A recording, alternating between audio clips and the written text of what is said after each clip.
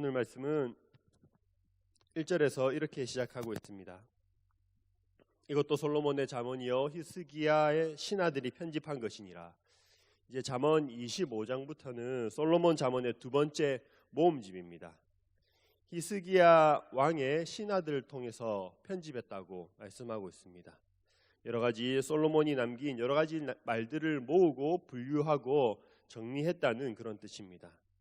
여러분, 솔로몬은 다윗 왕으로서 주전 970년부터 40년간 나라를 다스렸습니다. 그리고 히스기야 왕은 남유다의 13대 왕으로 주전 715년부터 나라를 다스렸습니다. 그러니까 솔로몬으로부터 히스기야 왕까지 그 사이에 시간이 한 220년 정도 흐른 뒤라고 할 수가 있습니다. 200년이나 훌쩍 넘는 그런 시간을 거슬러서 히스기야가 그 솔로몬의 잠언을 지금 편집하고 있다는 것입니다. 여러분, 우리나라에 지금 현재로부터 한 200년 전의 책이 어떤 책이 있을까요? 대표적인 책으로 목민심서를 들 수 있습니다. 1818년에 목민심서가 정약용이 목민심서를 1818년에 지었는데요. 한 200년 정도 되었죠. 관리들의 바른 마음가짐과 몸가짐을 위해서 기록한 그런 책입니다. 당시 조선시대 행정관리들을 위한 책이지만 오늘날에도 많은 사람들이 이 목민심서를 읽고 유익을 얻고 있습니다.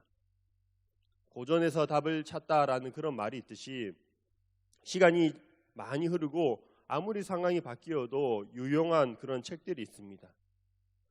히스기야가 이렇게 솔로몬 왕의 그 여러 가지 말들을 모아서 편집한 것은 히스기야가 왕이 되고 난 뒤에 나라를 어떻게 하면 지혜롭게 다스릴 수 있을까 하는 고민에서 시작된 것 같습니다. 유다 말기로 갈수록 점점 타락해가는 그런 사회의 모습을 보면서 마음 아파하고 또 개혁을 하고자 했던 그런 히스기야 왕의 의지를 엿볼 수가 있습니다. 히스기야 왕은 남유다의 대표적인 선왕으로 알려져 있습니다.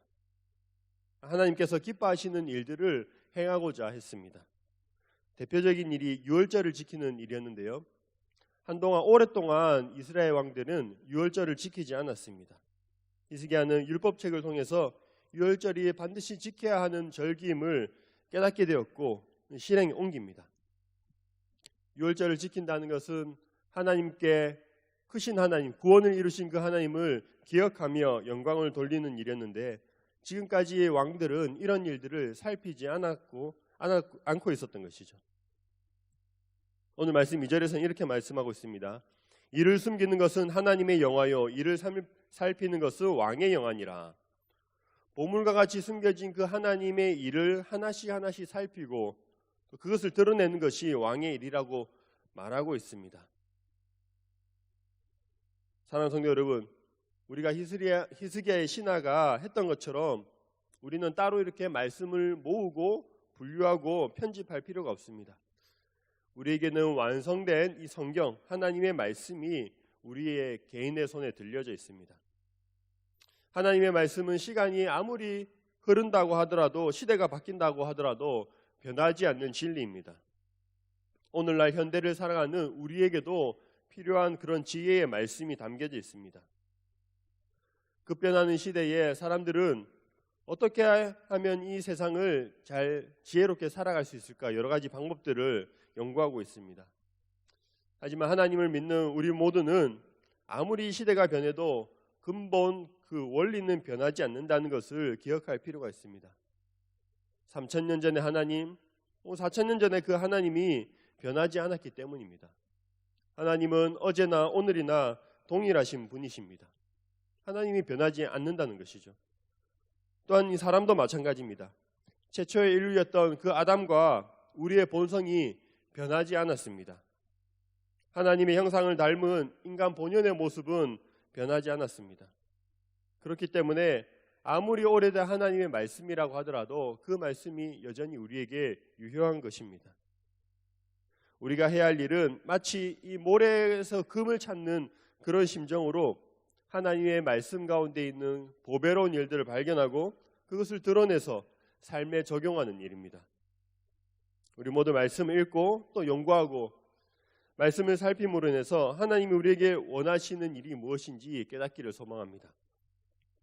또 히스기야가 솔로몬의 잠언을 통해서 깨달은 점이 무엇이겠습니까? 그것은 바로 악한 것을 제거하는 일이었습니다. 4절과 5절의 말씀 제가 읽어보겠습니다.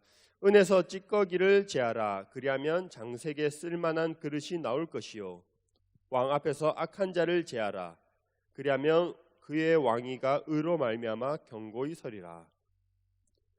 은에서 찌꺼기를 제거하고 또 왕 앞에 악한 자를 제하라라고 말씀하고 있습니다. 여러분, 히스기야는 이 말씀을 읽고 어떻게 적용했을까요?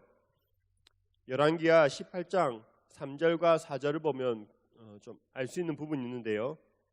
제가 한번 읽어보겠습니다. 열왕기하 18장 3절과 4절입니다. 히스기야가 그의 조상 다윗의 모든 행위와 같이 여호와께서 보시기에 정직하게 행하여 그가 여러 산당들을 제거하며 주상들을 깨뜨리며 아세라 목상을 찍으며 모세가 만들었던 놋뱀을 이스라엘 자손이 이때까지 향하여 분향함으로 그것을 부수고 누우수단이라 일컬었더라. 히스기야는 소위 말하는 종교개혁을 일으켰는데요. 먼저 당시 사회에 행해지고 있던 악한 일들, 그런 일들을 제거했습니다. 산당을 제거하고 우상들을 부쉈습니다. 또 놋뱀을 부쉈는데요. 이 놋뱀은 모세가 광야 시대 때, 모세가 있던 그 광야 시대 때 만들어졌던 것이었습니다. 이스라엘이 원망했을 때 하나님께서 불뱀을 보내셔서 하나님께서 벌하시는데 모세에게 놋뱀을 만들어 그것을 쳐다보면 낫게 된다고 말했던 그 놋뱀이 지금까지 이어져 있었던 것이죠. 놋뱀은 하나님께서 허락하신 것이었지만 시간이 지나면서 그 의미가 변질되었습니다. 잘못된 방식으로 하나님을 섬기고 있었습니다. 여러분, 이렇게 수백 년 동안 사람들이 지켜왔던 것을 한 번에 제거하기란 결코 쉬운 일이 아닙니다. 많은 사람들의 반대가 있었고요. 여러 사람들의 시선이 있었지만 히스기야는 그것이 하나님 앞에 악하다는 것을 알고 있었기 때문에, 확신했기 때문에 과감하게 부술 수 있었습니다. 여러분, 우리도 어떤 좋은 습관을 들이기 전에 잘못된 습관들을 먼저 제거해야 합니다. 새벽 기도를 꾸준히 나오는 습관을 들이기 위해서는 먼저 전날 밤에 일찍 자는 습관, 전날 밤에 불필요한 행동들을 하지 않아야 한다는 것이죠. 밤에 활동을 줄여야 새벽에 일어날 수 있습니다. 경건의 시간을 갖기 위해선 먼저 의미 없이 보내는 시간들을 제거해야 합니다. 우리 하루를 돌아봐서 의미 없이 보내는 시간들, 또 잘못된 습관들이 있다면 하나님 앞에 하나씩 하나씩 제거하고 선한 습관들로 채워가면 좋겠습니다. 이제 8절부터는 이웃과의 관계를 다루고 있습니다. 8절에 보시면 너는 서둘러 나가서 다투지 말라. 마침내 내가 이웃에게서 욕을 보게 될 때에 내가 어찌할 줄을 알지 못할까 두려우니라 라고 이렇게 말씀을 하고 있습니다. 서둘러 나가서 다투지 말라라고 이렇게 말하고 있는데요. 성급하게 행동하다가 낭패를 당하는 경우가 우리도 자주 경험할 수 있습니다. 서둘러 나가서 다투지 말라라는 이 말씀은 다투기에 앞서서 먼저 한 번 더 신중하게 생각하라는 그런 뜻입니다. 무엇이 잘못되었는지, 누가 잘못한 것인지 상황을 먼저 잘 파악한 뒤에 일을 처리하라고 말씀하는 것입니다. 여러분, 특별히 여기서 다투지 말라라는 이 말씀에는 법적인 용어가 사용되고 있는데요. 그러니까 급하게 법적으로 소송하지 말라라는 그런 뜻이 있습니다. 개인적인 그런 다툼을 법적으로 끌고 가면 일이 커질 뿐만 아니라 이긴 사람이든지 진 사람이든지 모두에게 큰 상처를 남기게 됩니다. 요즘도 서로 이웃 간에 다툼이 소송으로 이어지는 경우가 많이 있습니다. 예를 들면 층간소음 같은 그런 경우인데요. 층간소음으로 소송을 원하는 사람들이 많이 있는데 사실 그 소송에 걸리는 시간이 보통 한 2-3년 정도 된다고 합니다.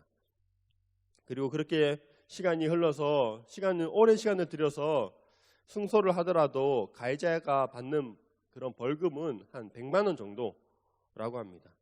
그래서 변호사들도 차라리 소송하기보단 이사가는 것이 더 낫다라고 이렇게 말하기도 한답니다.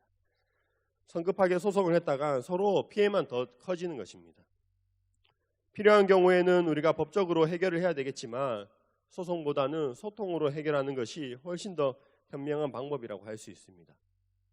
예수님께서도 마태복음에서 이런 말씀을 하셨는데요. 갈등의 상황에서 어떻게 해결할 것인가? 마태복음 18장에 보면 한 형제가 죄를 범하면 그를 당장 법정에 넘기지 마라.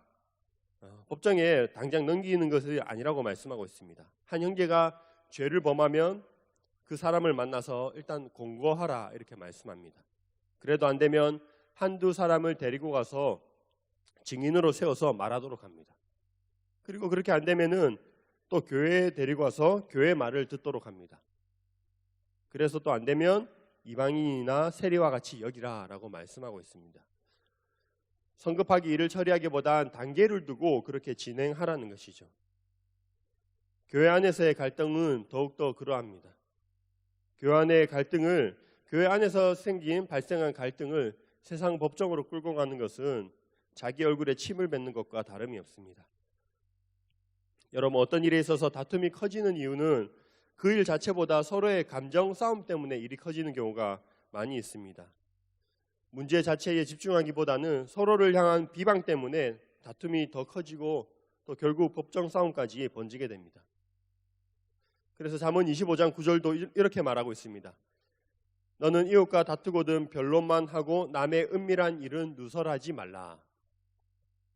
쉽게 넘어갈 수 있는 일도 다른 일들과 괜히 연관시키거나 약점을 공격하거나 비밀을 들추어냄으로 인해서 일이 걷잡을 수 없이 크게 되는 그런 경우가 있다는 것입니다.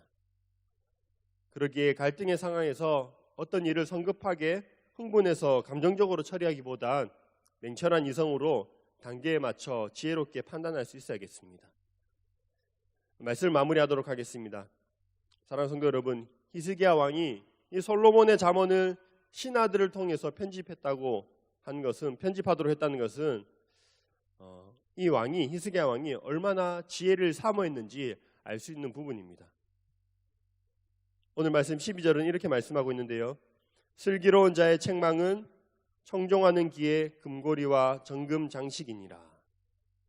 솔로몬의 슬기로운 말이 히스기야의 귀에 금고리와 같은 역할을 해서 히스기야가 지혜롭게 나라를 다스릴 수 있었습니다. 슬기로운 말이 있었고 그것을 받아들이는 귀와 실제의 삶에 적용하는 용기가 히스기야 왕에겐 있었던 것 같습니다. 여러분, 우리에게도 하나님께서 주신 이 지혜의 말씀들이 있습니다. 그런 말씀들이 정금 장식과 같이 우리의 삶을 빛나게 해주기를 간절히 소망합니다. 삶의 원리를 말씀에서 발견하고 또 말씀을 쫓아 살아가는 오늘 하루가 되길 주님의 이름으로 축원합니다.